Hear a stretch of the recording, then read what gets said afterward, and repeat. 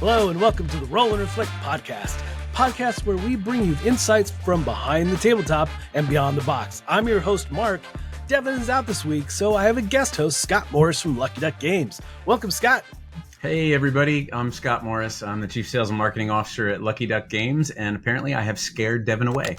Yeah, it's true. Yeah. He was like, I'm not showing up for that. It's my hair. It's the haircut. That's probably what it is, yeah. The reflection, really. It was like, I can't That's right, see. yeah. It's a roll and full reflection podcast. That's right. So in today's episode, guess what? My guest co-host just happens to be our subject for today, Scott from Lucky Duck Games. But before we jump into there, we're going to go off and have our reflection question, and it is from a very special guest. So I'm really excited to have him on the show, but take it away, Scott. Hi there, everyone. My name is Scott Nicholson. I'm a game design professor and have been a YouTuber talking about board games since 2005. 2005? Ugh. Anyway, I'm curious, have any of you made a board game? Whether it got published or not, did you go through the process of making a game and play testing it? What did you learn in that process? How did your game change over time? Talk about it in the comments below. And now, back to the show. That is a great question. I wish I had made a board game. I've contributed to board games, right? There you go. I mean, I've had input. I've been on the credits at the very end of the rule book, but nothing myself created. But you're well versed in this, huh, Scott? Yeah, sure. First off, hi, Scott. I love you and I miss you. My God, I have not seen you in ages. It's been ages, yeah. Scott is the best. The last time I saw Scott physically might have been 8 years ago. So that's maybe so crazy. So I'm glad you're well. I hope you're smiling and I hope you're happy. So so have I made a board game? Yes, I did make a board game. I made a board game with my son, actually, Zachary. We did originally started a game as just for us to play as a family. And ultimately through the course of playing it and friends of friends, it got picked up by Upper Deck and it was made as Firefly Shiny Dice. It went through several iterations. It was originally supposed to be a Marvel Legendary Dice game. Yes, that's what I was super excited about it being. I was too. And I guess the nicest thing I can probably say about this, it's so weird. So the game came out like 6 years ago or 7 years ago. Yeah. And it is, you either love it or you hate it. And there's no in between. It is a press your luck or a dice rolling game. And it was specifically designed to be very hard. Like it was specifically designed to not be what we felt was just normal dice press your luck games. And some people didn't like that. They thought it was overly complex because each individual face of a die has its own unique action, which I always kind of laugh at because now my favorite game of all time is Too Many Bones, which has like 100,000 dice and each die face has a different action on it. Yeah. So, but it's great because I mean, here we are like 6-7 years later. I still get people on BGG who reach out to me and they're like, man, I love this game. Thank you. I just found it. Like, I love playing it. I think it's so heavily thematic and everything. So, it was definitely a bit of both sides of the world on that. In terms of what did you learn in the process? I feel a little bit like, that old phrase of I learned 1,000 ways not to make a light bulb. Like, I learned quite a bit about contracts. I learned quite a bit about what you agree to as a designer. And I learned about a lot of things that people leave out of contracts. We could probably do an entire podcast on everything I learned from that. I would just say that I will highly recommend anyone who is a designer spend the whatever it may be, $400 to $1,000 to have a lawyer look over your agreement and make sure that you are covered and protected, because agreements are for when things go wrong, not for when things go right. And I'll just leave it at that. And then how did your game change over time? My game changed quite a bit, actually. Again, we could go into an entire episode about how that happened. There were some things that other people added that I wasn't happy with. There were things that we added that I wasn't happy with. I was not happy with the final product. I think it could have been better. But I think that even when things go wrong and even when things go bad, you learn from that. And I've long said that you don't lose, you either win or you learn, and you learn from that and you get better over time. Ironically, since then, I've not published my own game. I've just done consulting and development on other games. And I've worked with a lot of people, like helping them through like what I call kind of last mile development on stuff. But you never know. I might go back into that. You never know. All right. Well, let's move on to our main topic, which happens to be Scott Morris. And that's the end of the podcast. Thanks for coming, everybody. There you go.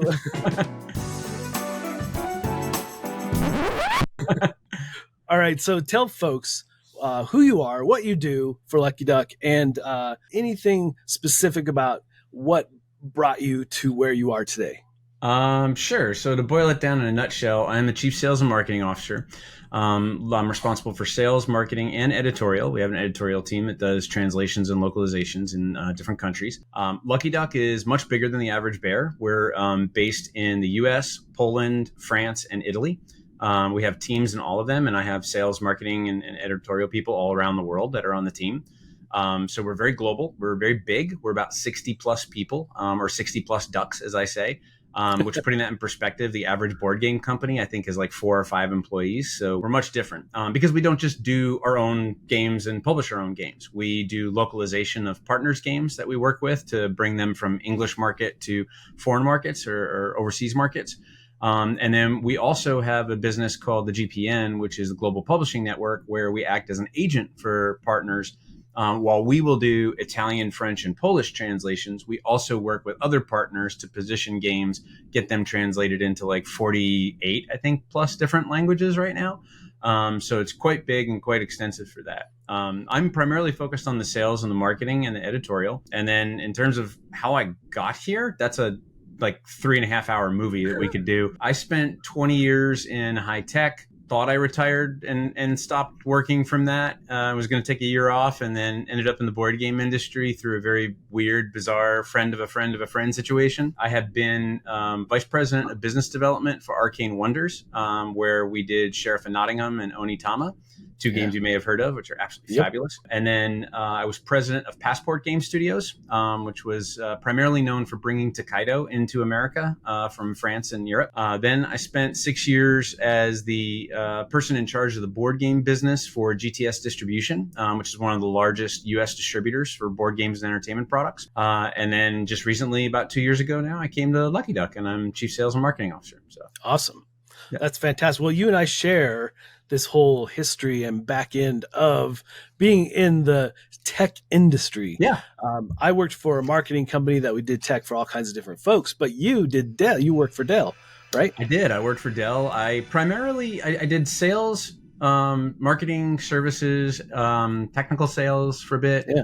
And most of my time was actually spent in business development. My favorite time at Dell of all was I got to work in a group called the SEC. And I got to basically build custom solutions where our engineers would talk to other engineers at big companies. And I remember clearly sitting in a room in 2006 where someone looked at me and went, "What the heck is a cloud?" And I was like, "No idea, but it sounds really cool." So, right. Yeah, it was a really fun time. It was very Wild West and very crazy. Yeah. Well, how do you feel that experience in the tech industry prepared you or gave you help into the board game world? Does anything from there carry over? Yeah, as on the marketing side of things, we go to a lot of shows and we'll do a lot of, big presentations with partners. We'll do presentations with consumers, all different types of things, this type of stuff, like podcasts, interviews, everything like that. When I was working at Dell, I would have to do a lot of presentations with a lot of big names and a lot of big people. I had to present in front of Michael several times. Had to challenge him once, which was very fun. That's awesome. got a nickname from that called the Bull, but that's a longer story for a taller drink, as I say, and we'll talk about that later. I think a big part of what I did in the tech world, I was at Dell specifically for 16 years. And in those 16 years, I had 8 different roles. So essentially every 2 years, I was moving into a new role, a new position, and it was constantly step up, step over, step up, step over kind of thing. Nice. And each one of those kind of helped me develop and round out my skill set, to be able to do more things. And like I said before, you win or you learn. Like it's all about personal growth and taking things that, may not go the way you want them to and learning from how you can adjust to those situations, as long as it's not fatal, like everything's okay. Right. Right. But yeah, I think having to go through, I think probably one of the biggest things was I went through a executive leadership class at Dell. Mm. Yeah. Which was basically where they took a bunch of executive directors and training us for vice presidency and stuff like that. And that was really hard. It was really uncomfortable. It was like, we're going to throw you in the deep end of the pool and there's sharks. And by the way, you're cut. And it's like, it was really tough. But that really helped. So it really kind of pushed me and got me out of my comfort zone. Okay, well, let's jump back over to Lucky Duck. So one of the big questions is, what do you think sets Lucky Duck apart from other board game companies? I think the biggest thing is our digital hybrids. So we're primarily known as the Chronicles of Crime company. Yes. If you've played any of the Chronicles, there's the base one, there's the Millennium series, 1400, 1900, 2400, and Chronicles of Time, which was a special edition that we did, which is really cool because it kind of wraps all the others together and everything. Yeah. And then there's Noir and Red View, which are expansions to the base game. And then there's a bunch of DLC that you can get in the app. And that's the big thing. If you're not familiar with the game, you can buy Chronicles of Crime for $40 at Target or your friendly local game store or anywhere you would buy your games. You play the game, and one of the most interesting things about it is you could play a game with a set of components where you scan a card that is a character. Like, let's say we had a card for Mark, and you scan that card. You might be the witness to a crime in one scenario, but then you download another scenario, and you might be the actual criminal. Or you might be the victim. And there's it's so cool to be able to use the single set of physical assets and be able to provide multiple points of experiences for players to be able to, play the game in new ways. And a lot of people have tried to do digital adaptations in board games. And I think the thing that we did differently, and I think a lot of this goes back to Vince, our CEO and our founder, is he had a very specific vision that it wasn't, let's shoehorn this in, or let's make something digital so for the sake of it working. It was truthfully about how can the digital experience expand the physical experience? How can you take a physical experience and deepen it and make it more meaningful? And, we constantly say, and I say this all the time, and Vince says this all the time too, we don't make board games. We make memories. Yeah. And it's through the board games that we make those memories, right? So having our digital hybrids be something that have continued to be very successful in the industry and continue to hold up. And also, and I love to tout this, and most people don't know this, but I think it's really cool. We actually have like a very specific policy on this that if for whatever reason, and we're nowhere near this, but if for whatever reason Lucky Duck disappeared tomorrow, all of our apps will be open source and we will make them available to the public to continue to use and continue to be supported. So we have a plan for doomsday if that ever happens, but we are nowhere near doomsday. Yeah. So. That's amazing. And that's something I'll definitely tout as well, that you make that experience like a real partnership between the board game and the digital, because so many games, like, why do I need the board game? I could just play the app. Yep.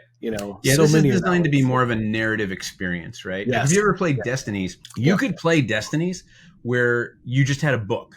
Like if you ever played Above and Below, for example. I love Above and Below. It's a fabulous game. We could have made Destinies exactly like Above and Below, where it has a book and you go in and you find different paragraphs and stuff. But the app, if you have that capability, just makes it a little bit faster, a little bit easier, and a little bit more intuitive, right? So I've really, really enjoyed that piece of it. Now, I will tell you right now, I will play Above and Below any day of the week. I love Above and Below. That's like one of my favorite games of all time.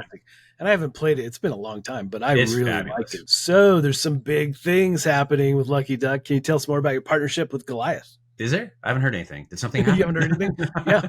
We're breaking news. So April 22nd. As of right now, we're recording this on May 2nd. But April 22nd, we announced that we sold the company to Goliath. Transparently, this was not the route we thought we were going to go. It was very interesting. So I came to the company in 2022, and part of that was me becoming a shareholder of the company. And I knew that we were attractive, and I knew that people had come knocking on the door. But Vince and I had a very specific vision of what we wanted to do and where we wanted to take the company. And one of the things that brought me here was about the discussion of legacy and what do you want to be remembered for in the industry, like not just making good games, right? We were approached by Goliath with a very interesting conversation. And it was all about how they had their Goliath brand of games and toys. They had Endless Games, which was their party games and adult games. And then they had Pressman, which was classic games. So things like checkers, chess, backgammon, Go, things like that. Everything that everybody knows classically and everything.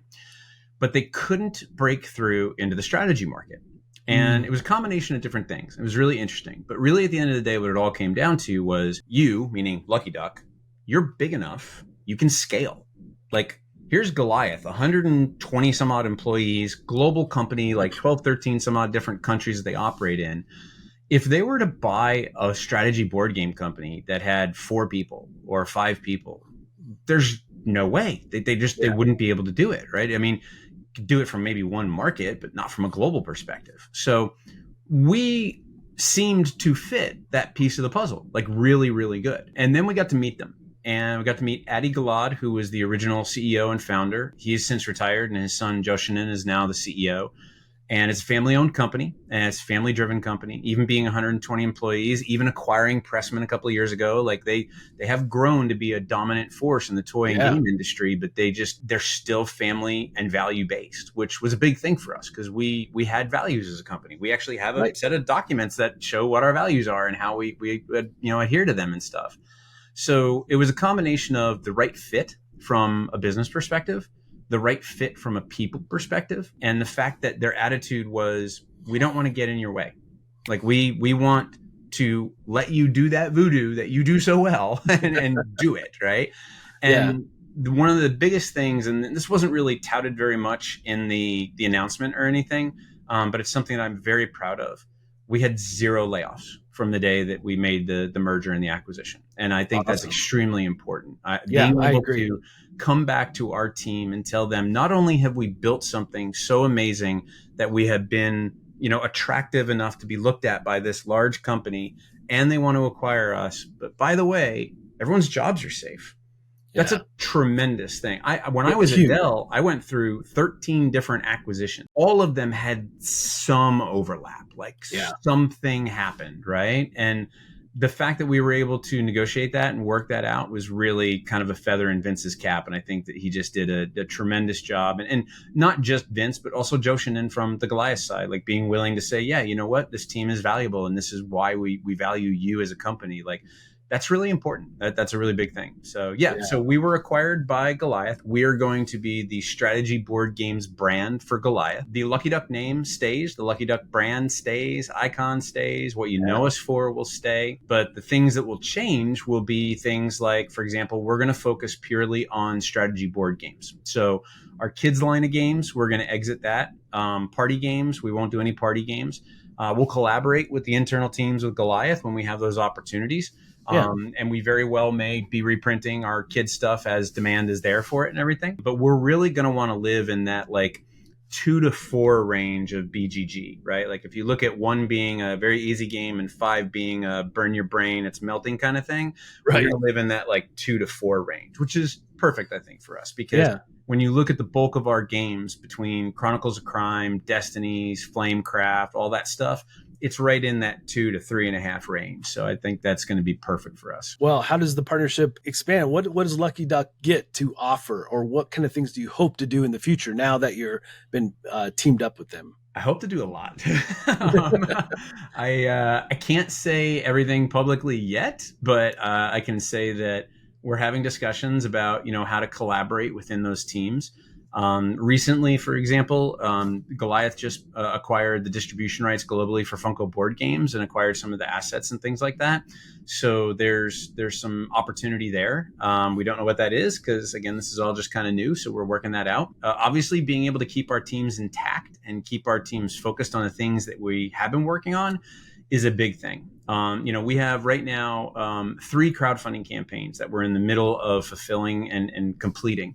And most of them are digital hybrids. Like, for example, the Dark Quarter is a digital hybrid, and it is a beast of a project. And it has just been, and this is something that I think it's very easy from an outside perspective to think, oh, just get it done. But there's so many things that go into creating a digital hybrid game and having it work flawlessly. We just released Divinus, which is our first big legacy opportunity. The way I describe Divinus is it's Carcassonne with Greek gods and legacy. And immediately people know what's going on. You're tile laying, you're placing, different sections of tiles together so they match and make different sections and areas. But there's a legacy component, and it's a permanent thing of like, every game, every scenario, you have two gods fighting each other, and one of them's gonna die. And like the first game we played, I won't say who it was. I don't want to spoil anything, but it was so dramatic of an ending that my wife got up and slapped the table and was like, "No!" Like, she was like, I love it. She was so into it and everything. But those things take quite a bit, and there's usually a very small team of people working on that app piece of it. If real life gets in the way, or one thing has a hiccup or anything like that can really kind of slow us down sometimes. So, the fact that we didn't lose anybody and we can still stay on top of those and try and get them out as fast as humanly possible, because that is our goal. Let me tell you right now, and I'm going to be very open and very transparent about this.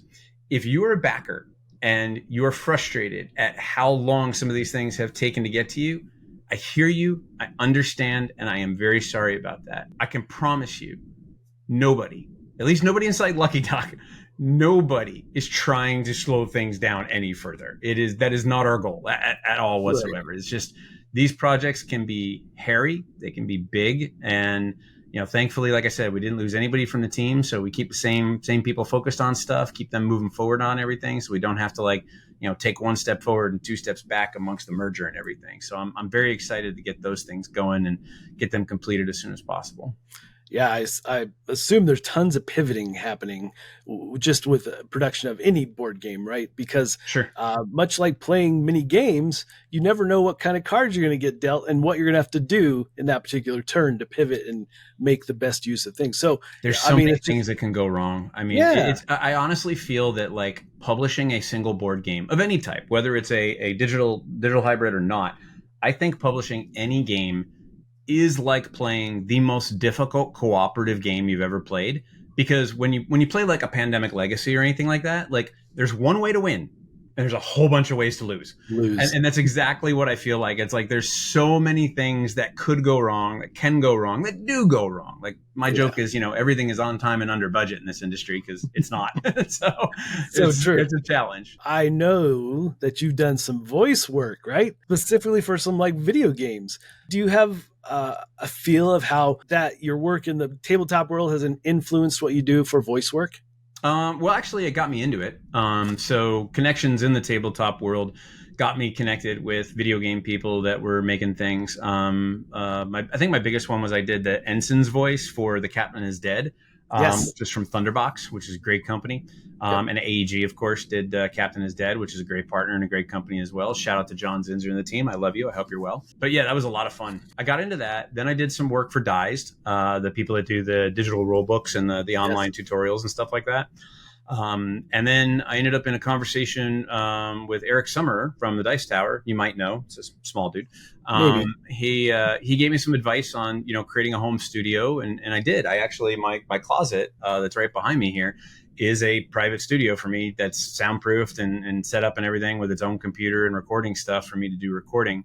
I've done everything from like Kickstarter videos to video games and a little bit here and there. So I think the biggest thing the tabletop industry did was kind of get me connected with the right people to learn about that and do more. But it's been fun. I did a couple of textbooks. That was really hard. I did a science textbook where I had to look up like 16 different things on how to pronounce, everything correctly and not screw that up, which was very challenging and very fun. Oh my gosh, I can't even imagine. I have trouble with just rule books and theme and games.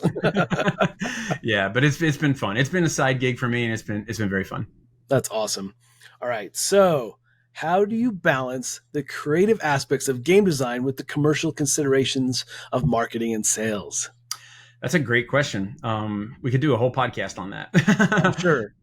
So thankfully, I don't have to a lot personally, because we have an entire development team and art team that, manages the, taking a concept and turning it into a game.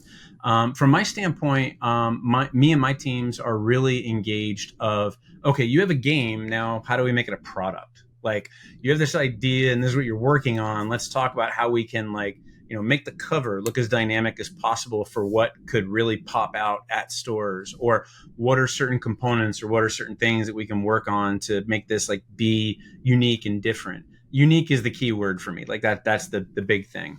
Right. And sometimes the studio team does a great job of doing all that and bringing it to us. And we're like, hey, thumbs up. This is awesome. And then other times they bring us stuff and we're like, hey, well, what about this or what about that? And then we just have conversations about it and go back and forth on it. So it's a tough balance, right? Because you could very easily make the coolest product and the most amazing thing that's on shelves, and it ends up being like $180 when the game is really like a $30 game. And that might fly on some crowdfunding platforms, but it's not going to fly in broader retail and distribution, right? So you really have to think about that. I think it's one of the most challenging things we have to struggle with in the industry is the crowdfunding consumer and what they want is very different from a retail consumer and what they want, which is also very different from an online shopper and what they want. And just making a game that can tick all the boxes and do all the things, it's really, really, really hard. And, that's why when something jumps out, Chronicles, most people don't know this. Like, we've sold over 1 million copies of Chronicles of Crime in the last 5 years. We're looking at this the other day in statistics. We're almost at 3 million plus cases solved worldwide, which is really awesome. And it's an evergreen. Like, it just keeps going. Like, it's everywhere. Almost every friendly local retailer has it. It's in Target. It's online. Like, you name it. Like, you can probably fall off a truck and find it somewhere. But when things like that take off, it's because they hit the buttons for everybody, right? I think about things like Codenames, for example. Like, Codenames, like, you can do that with people who've never played a game before. You can do that with people who have played games their whole life. And that's one of the things that I think I'm most proud about from a Chronicles perspective. You don't need to read a rule book with Chronicles of Crime. You just download the app, tell it what scenario you're going to start with, and jump right in. I mean, you're literally playing in like 2 minutes of opening the box, which is awesome. Yeah, so. I love that aspect. I wish more games had that going for it. Yeah, well, again, the digital part's hard, right? I know it is, of course. But I mean, it just makes ease of access. I can get anybody into those games really well. Yeah, so totally. I love that. When you don't have to sit down for a 20-minute teach beforehand, it's a good thing. It's a huge plus, right? Yeah.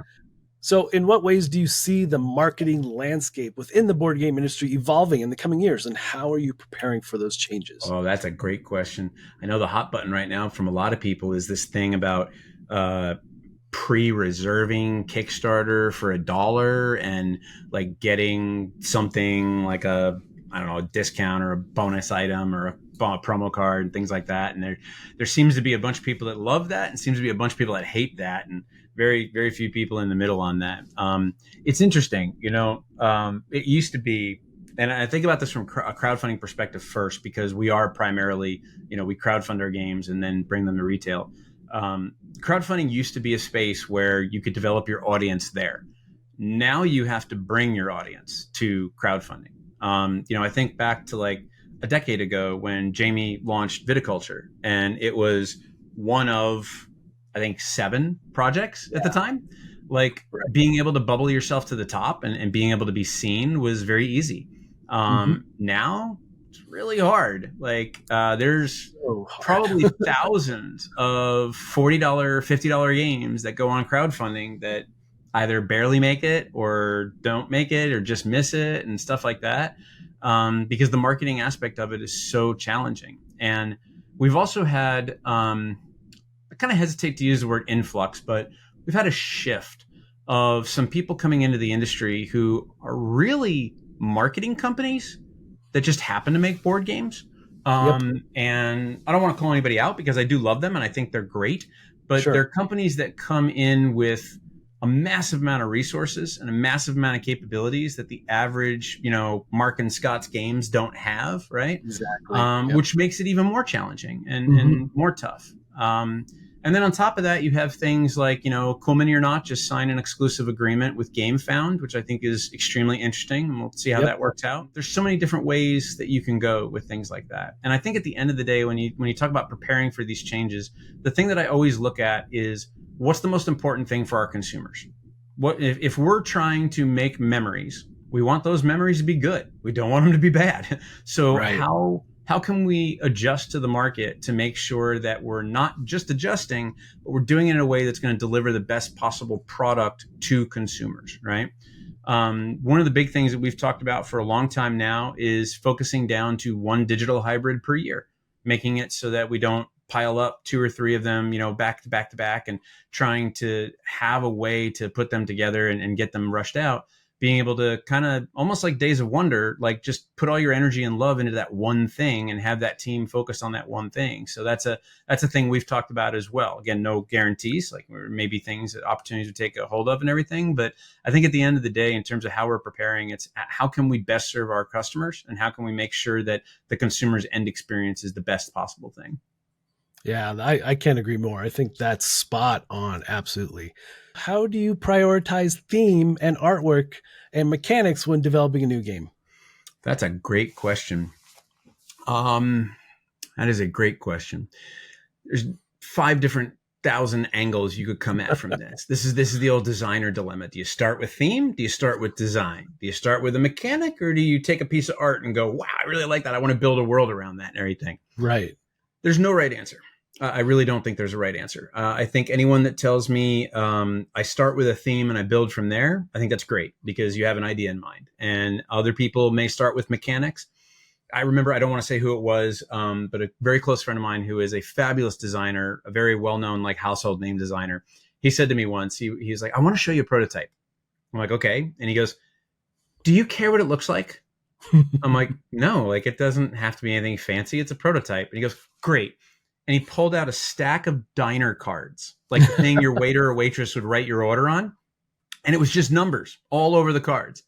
And he's like, okay, this is what this number is. This is what this number is. This is what this. I'm like, okay, great. I got it. Like, I understand it. I see it. There was no theme. There was no idea of a theme. It was just math and does this work? And immediately I was like, I can see it. Like I can see it. This is a great game. It's a great idea. You just have to find the right thematic to put on it. Yeah. That game ultimately went on to be one of the better selling games of the year it was released. It went in to become a trilogy, and I'll just leave it at that. And you can kind of piece it together from there. But yeah, it was fabulous. So I don't think there's a right answer in terms of how do I prioritize it. Our studio and our development team tends to take things that are either already kind of incubated a little bit from people or themselves, because we have internal people that do development and design, and they build from there. And I think I've seen it come from both directions, starting with a theme first, starting with a mechanic first, and things like that. Some people may not know this, like, for example, Into the God's Grave, one of the digital hybrids that we're working on right now. Yeah. That was originally, like, when it was in its incubation period, it was an idea of maybe this is a digital hybrid living card game. And that completely came out with something different than what it is. Still had some roots in that with the cards and the development of the characters and the decks and things like that. But yeah, it's a very lengthy process, and a process that takes a lot of consideration and a lot of questions. Yeah, I'm so excited for that game. I am too. Into the God's Grave, I think, has a chance to be something really special. It was, oh my gosh. It was not our highest grossing Kickstarter campaign, but I think it's something that once it gets into people's hands and they start to play it and they see it, it's kind of like it's Destiny's on steroids. It's the easiest way to describe it. Yeah, so. And I played the prototype and just got a little taste of it, and I just want more. How do you foster a sense of community among your players and your fans? That's a great question. Transparently, we have to do better. I don't think anyone's perfect at this, and I know we're not. Sure. I think we can definitely do better at this. We did some attempts in the Destiny's community and the online community and things like that. And it was very much kind of a trial and error, step forward, step back kind of thing. I think the biggest thing in terms of fostering a sense of community amongst your players starts with presenting a safe space. Whether it's the games that they play in their house and feeling safe and comfortable with those games, or whether it's at a show or whether it's at a retail store, I want people to feel invited. One of the key terms that I always look at for our games is approachable. I want people to not look at something and feel, oh, that's not for me. I'm not represented there. This isn't for my player taste or anything like that. Like I don't want to make games that people look at and it's divisive, right? Whether it's artwork or design or story or world or anything like that, right? I want people to have a good time with our games. I want them to feel as though they can invite anyone to play their games and that it's going to be a safe and inviting place for them to enjoy the games together, because at the end of the day, that's the big thing for me, right? We're a society where our head is down in our devices like 90% of the time. And when you get to play board games, everyone's equal at that table, and everyone has a chance to enjoy the opportunity and the experience together. And I want that to be the case. Now, like I said, we can do better at that. I know we can do better at that. And that is something we're going to be focusing on over the next couple of years, especially with this new partnership with Goliath and everything. So I think I don't think that's ever an end game. I don't think you ever get to a place where you can say, yeah, our community work is great. Like, I think that's a constant, diligent thing that you always have to work at. Right? Yeah. All right. So lastly, tell me, outside the gaming world, what are you passionate about? Sleep. Sleep. Yeah. No, so I am what I call a serial collector. If you're watching this on video, you can see some of the things behind me. I'm sorry, the lighting's not better. We're in the middle of like massive thunderstorms, and it's like really, really dark here right now. Like the sky is black. But I'm a serial collector. My pride and joy is the original 1980s Superpowers figures from Kenner. I have everything except one thing. I need Cyborg. He is the hardest and most amazing and coolest figure to get from that set. I have long said that's going to be my retirement gift to myself. When I finally like retire and call it and bag it up and everything, I'll go find a way to get Cyborg. But he's amazing piece of lore from that toy set and just a really, really cool figure and everything. I love professional wrestling. I think professional wrestling is the highest form of art and entertainment that you can get to. And I know some people are like, oh, this guy just lost like 100 points for me and everything, but it's like a memory I have as being a kid is, going to my grandparents' house and watching wrestling with my grandfather and just having a lot of fun with that. And oh my gosh, it's ironic now because I'm more interested in the business of wrestling than the actual wrestling. Because like if you look back to like 1980s WWF, it's terrible in comparison. Like, it's not so like, forget even the product and what they're delivering from like an athletic perspective. Like the amount of, I don't even want to say overt, but just in your face stupidity racism that's in there is just crazy. Everything then was built around like nationalism and like, the Iron Sheik and Nikolai Volkov. And, and there were small glimpses back then, like Ricky the Steamboat Dragon and his athletic. Ricky the Dragon Steamboat was amazing. He was amazing. And it was like ushering in kind of that next level back then. You want to know something cool? So here's your little Win Me Jeopardy trivia about Ricky Steamboat. Most people who are wrestling fans know that he was in one of the greatest matches of all time against Randy Macho Man Savage at WrestleMania 3. And the only thing that overshadowed it was Hulk Hogan, like body slamming Andre the Giant. Yeah. But Ricky the Dragon Steamboat's God-given real name is a better wrestling name. Really? His name is Richard Blood.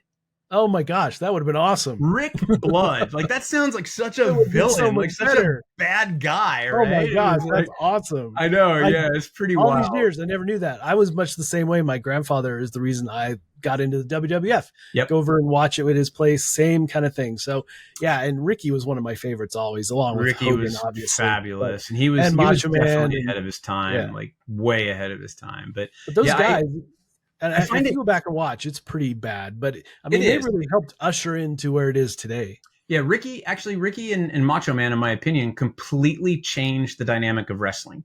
They ushered in guys like Bret Hart and Shawn Michaels and more work rate and more ring psychology, which ultimately led to The Rock and Stone Cold and John Cena and people like that.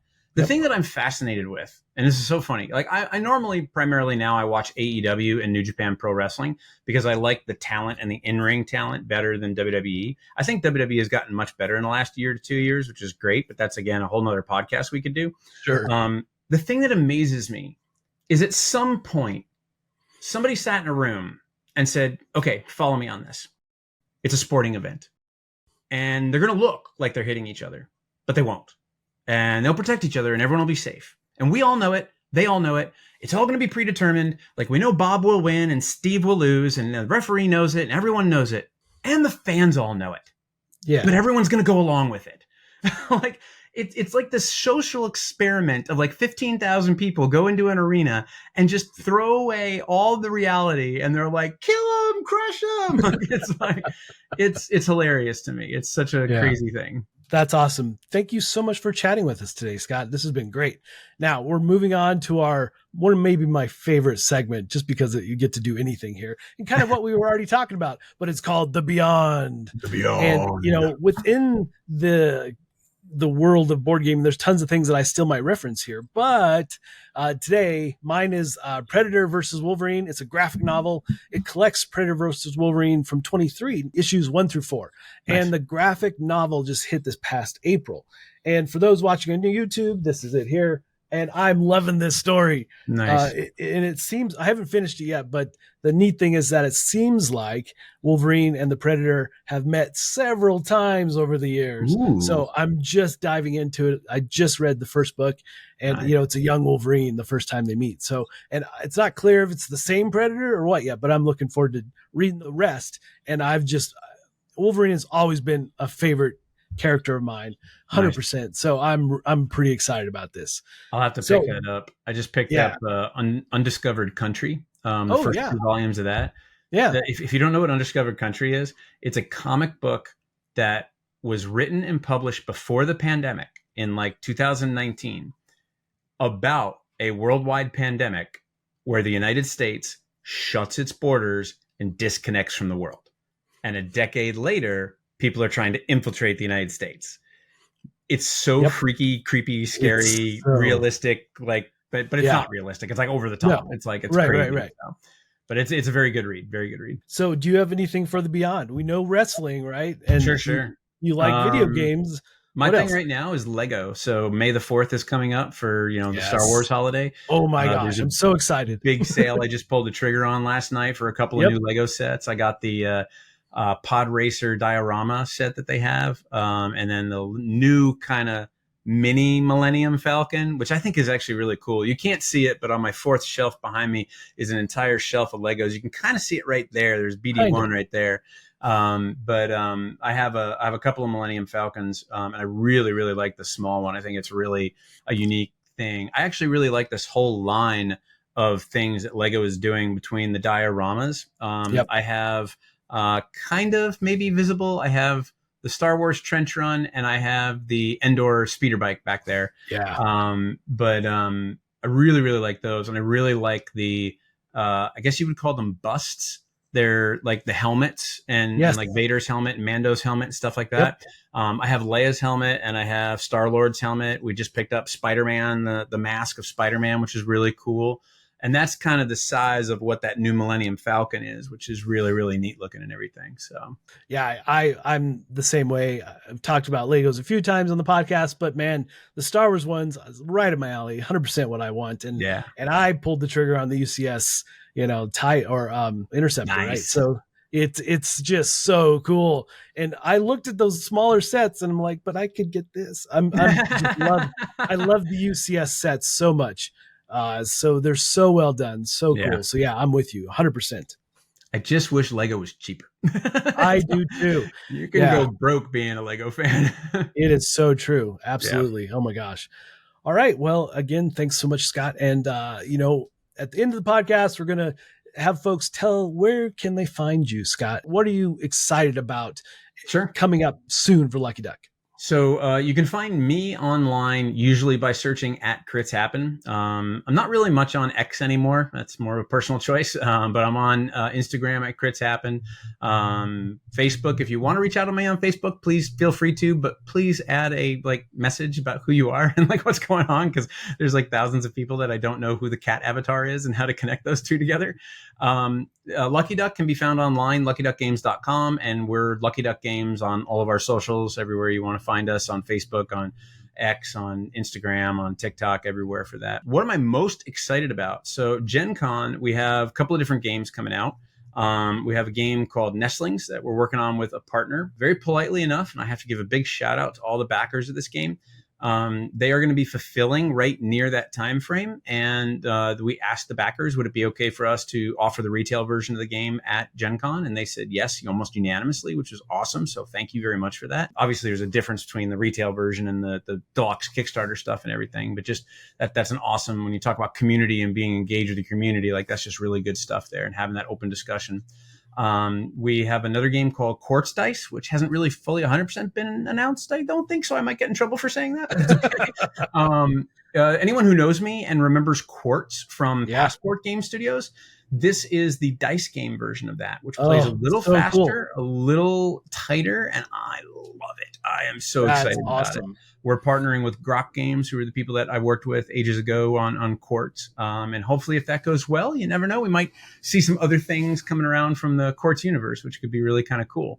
So yeah, there's a lot to be excited about for that. And then obviously I'm excited about the partnership with Goliath and, you know, how we can nerdily, dorkily optimize our business and, you know, things like that. So, all right, folks, if you like this content, definitely check us out on YouTube at the Roll and Reflect channel, and also follow our show on social media at Roll and Reflect or at Roll and Reflect Podcast. And special shout out to definitely Scott Nicholson for the reflection question. Fantastic. And to all the high rollers out there for listening to the podcast. We appreciate you so much.